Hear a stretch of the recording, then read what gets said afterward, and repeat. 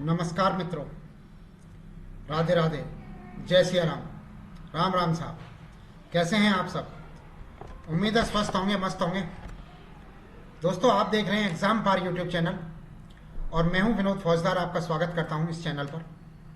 दोस्तों, हमने इस चैनल पर हमारा राजस्थान नाम की किताब है, कक्षा 6, 7, 8 के हमारा राजस्थान नाम की किताब को हम पूरी कर चुके हैं और कक्षा 10 की हम राजस्थान अध्ययन नाम की किताब, इसको भी हम पढ़ चुके हैं कक्षा 10 की को, और वर्तमान में हम कक्षा 9 की किताब राजस्थान अध्ययन को पढ़ रहे हैं। और इन सब किताबों को हमने वन लाइनर क्वेश्चंस के तौर पर पढ़ा है। और वर्तमान में हम जो किताब पढ़ रहे हैं, ये किताब है कक्षा 9 की। किताब का नाम है राजस्थान के स्वतंत्रता आंदोलन, राजस्थान का स्वतंत्रता आंदोलन एवं शौर्य परंपराएं। तो इस किताब की भी हम 5 चैप्टर पढ़ चुके हैं। अगर वो आपने अभी तक नहीं देखे तो आप हमारी प्लेलिस्ट के अंदर जाके देख लीजिए। आज हम इस किताब का 6वां चैप्टर पढ़ रहे हैं कि जिसका शीर्षक है राजस्थान का एकीकरण। दोस्तों, राजस्थान का जो एकीकरण हुआ है वो राजस्थान का एकीकरण 17-18 मार्च 1948 से प्रारंभ होकर 1 नवंबर 1956 तक चला है। काफी लंबा समय तक चला है। और ये कुल समय, जो एकीकरण का जो कुल समय है लगा है, जो इसमें राजस्थान के एकीकरण में जो समय लगा है वो है 8 वर्ष 7 महीने और 14 दिन का समय लगा है। 8 वर्ष 7 महीने 14 दिन का कुल समय लगा है राजस्थान के एकीकरण में। शुरुआत मत्स्य संघ से होती है, जो कि 17 या 18 मार्च, 17-18 दोनों तारीख गिनी जाती हैं। 17 मार्च 1948 और 18 मार्च 1948, या 17-18 मार्च 1948 से प्रारंभ होता है। शुरुआत मत्स्य संघ के एकीकरण से होती है।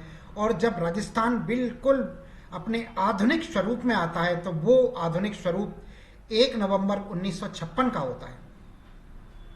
आइए इसके संबंध में हम कुछ क्वेश्चंस देखते हैं। पहला प्रश्न, भारत विभाजन के दंगों से प्रभावित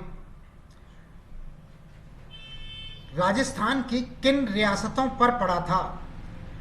भारत विभाजन के दंगों का प्रभाव राजस्थान की किन रियासतों में पड़ा था? तो अलवर और भरतपुर रियासत में पड़ा था, क्योंकि यहाँ पे भरतपुर में और अलवर में मेव क्षेत्र है, मेवात का क्षेत्र है, जहां पर के दंगे हुए थे। मेवात में मेव और जाटों के बीच में दंगे हुए थे 1947 में, और 1948 में दंगे हुए थे। उन दंगों का सबसे ज्यादा प्रभाव जो राजस्थान में पड़ा था वो भरतपुर और अलवर की रियासत पे पड़ा था, भारत विभाजन के समय जो दंगे हुए थे उनका। सेकंड क्वेश्चन, मत्स्य संघ के प्रधानमंत्री शुभाराम कुंभावत का संबंध किस प्रजामंडल से था? तो अलवर प्रजामंडल से था। ये अलवर प्रजामंडल में थे शुभाराम कुंभावत। मत्स्य संघ का उद्घाटन किसके द्वारा किया गया था? तो एन.बी. गाडगिल द्वारा किया गया था 17 मार्च 1948 को। 17 मार्च 1948 को किया गया था। इसे 17 और 18 मार्च इसलिए कहते हैं क्योंकि जिसमें मत्स्य संघ के अंदर शामिल सभी 4 रियासत, अलवर, भरतपुर, करौली और धौलपुर, इन्होंने अंतिम सिग्नेचर जो हुए थे चारों के, वो 17 मार्च और 18 मार्च इन 2 दिनों के दौरान हुए थे। एकीकरण का दूसरा चरण किस नाम से जाना जाता है? तो राजस्थान संघ के नाम से जाना जाता है एकीकरण का दूसरा चरण। मैं अपने डेथ वारंट पर हस्ताक्षर कर रहा हूं, ये कथन किसका है? तो ये कथन महारावल चंद्रवीर सिंह का है, जो कि बांसवाड़ा के शासक थे। मैं अपने डेथ वारंट पर साइन कर रहा हूं, ऐसा कहने वाले बांसवाड़ा के शासक महारावल चंद्र सिंह थे। नेहरू ने एकीकरण के किस चरण का उद्घाटन किया था? तो संयुक्त राजस्थान का उद्घाटन किया था नेहरू जी ने। संयुक्त राजस्थान का उद्घाटन नेहरू जी ने किया था। बृहद राजस्थान का निर्माण के दौरान बीकानेर रियासत में किस विभाग की स्थापना की गई थी? तो शिक्षा विभाग की स्थापना की गई थी बीकानेर के अंदर। बृहद राजस्थान के निर्माण के दौरान बीकानेर रियासत में शिक्षा विभाग की स्थापना की गई थी। बृहद राजस्थान निर्माण के दौरान उदयपुर रियासत में किस विभाग की स्थापना की गई थी? तो खनिज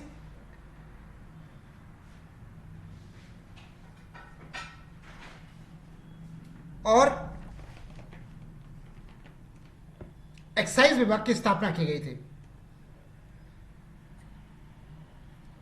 खनिज और एक्साइज विभाग की स्थापना उदयपुर के अंदर की गई थी।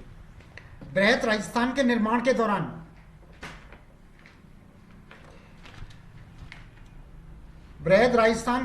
दौरान कोटा रियासत में किस विभाग की स्थापना की गई थी? तो वन और सहकारी विभाग की स्थापना कोटा रियासत के दौरान क्या यहां की गई थी? वन और सहकारी विभाग की, वन और सड़क विभाग की स्थापना कोटा रियासत में की गई थी। बृहद राजस्थान के निर्माण के दौरान जोधपुर रियासत में किस विभाग की स्थापना की गई थी? तो हाईकोर्ट की गई थी। और भरतपुर रियासत में कृषि विभाग की स्थापना की गई थी। एक बार दोबारा से देखें इनको। बृहद राजस्थान के निर्माण के दौरान बीकानेर रियासत में, यानी कि बीकानेर जिले में, बीकानेर रियासत में शिक्षा विभाग की स्थापना की गई थी। उदयपुर रियासत में खनिज और वन व एक्साइज विभाग की स्थापना की गई थी। खनिज और एक्साइज विभाग की स्थापना की गई थी। कोटा रियासत के दौरान वन और सड़क विभाग की स्थापना की गई थी। जोधपुर की रियासत के दौरान जोधपुर रियासत में हाईकोर्ट की और भरतपुर रियासत में कृषि विभाग की स्थापना की गई थी। अगला क्वेश्चन 12 नंबर का, किस दिन को राजस्थान दिवस के रूप में मनाते हैं? तो 30 मार्च को राजस्थान दिवस के रूप में मनाते हैं। 30 मार्च को बृहद राजस्थान का निर्माण हुआ था, जिस दिन जयपुर, जोधपुर, जैसलमेर और बीकानेर रियासत का विलय राजस्थान के अंदर हुआ था। बृहद राजस्थान के प्रधानमंत्री किसे नियुक्त किया था? तो हीरालाल शास्त्री को बृहद राजस्थान का प्रधानमंत्री नियुक्त किया था। एकीकरण के अंतिम चरण में शामिल हुआ अजमेर किस श्रेणी का राज्य था? तो सी श्रेणी का राज्य था। एकीकरण के अंतिम चरण में, यानी कि 7वें चरण में जो अजमेर शामिल हुआ था, अजमेर, तो वो सी श्रेणी का राज्य था। मत्स्य संघ को बृहद राजस्थान का हिस्सा बनाने के लिए किस समिति का गठन किया गया था? तो डॉक्टर शंकर राव देव समिति का गठन किया गया था। मत्स्य संघ को बृहद राजस्थान का हिस्सा बनाने के लिए किस समिति का गठन किया गया था? तो जिस समिति का गठन किया गया था उसका नाम था डॉक्टर शंकर राव देव समिति। अगला क्वेश्चन, गोकुल भाई भट्ट का जन्म स्थान कौन सा है? तो हाथल है, हाथल गांव, सिरोही जिले में हाथल गांव में गोकुल भाई भट्ट का जन्म स्थान। अगला क्वेश्चन, सिरोही का आबूवाला क्षेत्र राजस्थान में पुनः कब मिलाया गया था? तो 1 नवंबर 1956 को सिरोही जिले के आबूवाला क्षेत्र, यानी कि आबू, माउंट आबू को 1 नवंबर 1956 में मिलाया गया था। एक सिरोही राज्य ऐसा था जो राजस्थान में 3 चरणों के अंदर जाके मिला था। अजमेर मेरवाड़ा के राजस्थान में विलय के समय वहां पर किसकी सरकार थी? तो हरिभाऊ उपाध्याय की सरकार थी। अजमेर मेरवाड़ा के राजस्थान में विलय के समय पे वहां पे किसकी सरकार थी? तो हरिभाऊ उपाध्याय की सरकार थी। बृहद राजस्थान की राजधानी निर्माण हेतु समिति किसकी अध्यक्षता में गठन की गई थी? तो पी सत्यनारायण राव की अध्यक्षता में बृहद राजस्थान की राजधानी के निर्धारण हेतु जो समिति बनाई थी वो समिति पी सत्यनारायण राव की अध्यक्षता में बनाई गई थी, जिसने जयपुर को राजधानी बनाने का वो दिया था कि सब जयपुर राजधानी रहेगी। इसके अलावा अब हम एक सारणी के माध्यम से और देखते हैं राजस्थान का एकीकरण। तो इसके प्रथम चरण में मत्स्य संघ का वो हुआ था, जो 17-18 मार्च 1948 को जिसका गठन हुआ था, और अलवर, धौलपुर, भरतपुर, करौली को मिलाकर मत्स्य संघ का निर्माण किया गया था।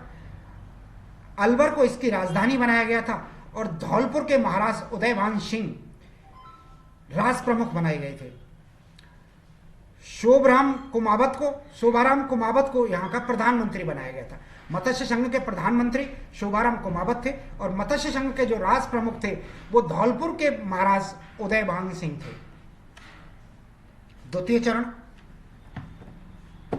पूर्व राजस्थान नाम रखा गया था इसका, पूर्व राजस्थान या राजस्थान संघ भी कहते हैं इसको। द्वितीय चरण में बना था पूर्व राजस्थान। 25 मार्च 1948 को इसका गठन हुआ था। इसके अंदर जो रियासतें थीं वो 11 रियासत व 2 ठिकानों को मिला के बनाया गया था।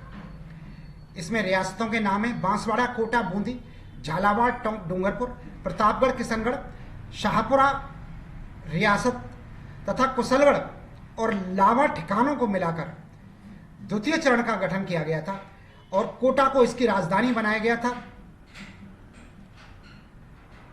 इसके अलावा कोटा के महाराज भीम सिंह यहाँ के राज प्रमुख थे और गोकुल लाल असावा प्रधानमंत्री बने थे। द्वितीय चरण में राजस्थान संघ के प्रधानमंत्री जो बने थे वो गोकुल लाल असावा थे और कोटा के महाराज भीम सिंह को राज प्रमुख बनाया गया था द्वितीय चरण के अंदर और कोटा को राजधानी बनाया गया था। मत्स्य संघ की राजधानी अलवर थी।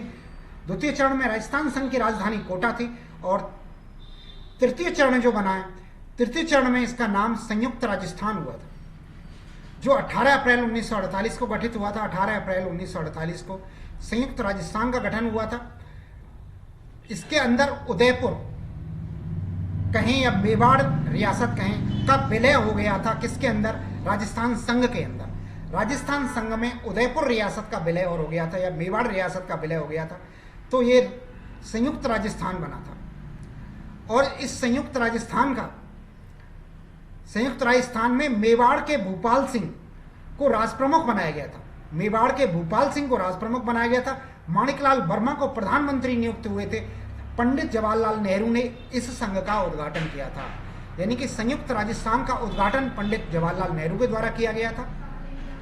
18 अप्रैल 1948 को गठन हुआ था और मेवाड़ के भूपाल सिंह को राजप्रमुख और माणिकलाल वर्मा को प्रधानमंत्री बनाया गया था।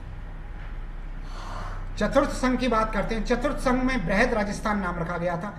30 मार्च 1949 को इसका गठन हुआ था। संयुक्त राजस्थान में जयपुर, जोधपुर, बीकानेर व जैसलमेर का विलय कर दिया था। राजस्थान के अंदर, संयुक्त राजस्थान के अंदर विलय कर दिया था। संयुक्त राजस्थान में जयपुर, जोधपुर, बीकानेर और जैसलमेर रियासतों का विलय हो गया था और फिर बृहद राजस्थान का निर्माण हुआ था, जो कि 30 मार्च 1949 को हुआ था। जयपुर के मानसिंह द्वितीय को राजप्रमुख बनाया गया था। हीरालाल शास्त्री को यहां का प्रधानमंत्री बनाया गया था और महाराणा भूपाल सिंह को राजप्रमुख नियुक्त किया था। जयपुर के मानसिंह द्वितीय को राजप्रमुख, हीरालाल शास्त्री को प्रधानमंत्री एवं महाराणा भूपाल सिंह राजप्रमुख बने थे। राजस्थान के एकमात्र राजप्रमुख महाराजा भूपाल सिंह रहे थे। इसके बाद फिर कोई राजप्रमुख नहीं रहा था और सरदार वल्लभ भाई पटेल ने इसका उद्घाटन किया था, इस संघ का, जिस संघ का नाम था बृहद राजस्थान।